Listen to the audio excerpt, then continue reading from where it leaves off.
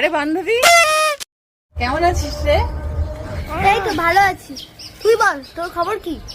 আমি কিন্তু খুব রাগ করেছি। দিব্যি তো একা একা বিয়ে করে নিলি, জামাইবাবুর সাথে পরিচয় করালি না। আচ্ছা ঠিক আছে, বাদ দে, তোকে একটা জিনিস দেখাতে নিয়ে এসেছি। বান্ধবী, এই ছেলেটাকে দেখ তো কেমন দেখতে। আরে এটা তো সুমন, আমার 3 নম্বর বয়ফ্রেন্ড ছিল।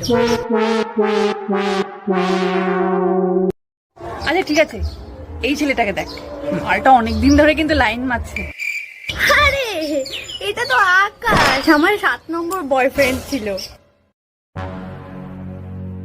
আচ্ছা এটা দেখ তো, ফোন নাম্বার চাইছে, দেবো কিনা? এটা তো শুভ, আমার বিয়ের আগেরটা।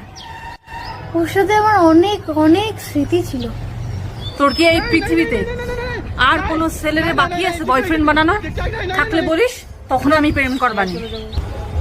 আচ্ছা ঠিক আছে, এবার এই মালটাকে দেখ। এবার কিন্তু তুই আর বলতে পারবি না এটা তোর এক্স ছিল।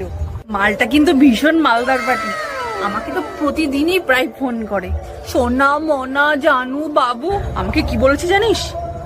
আইফোন 16 প্রো ম্যাক্স গিফট করবে। আচ্ছা থাক, বেশি কথা না বলে আগে ফটোটা দেখ।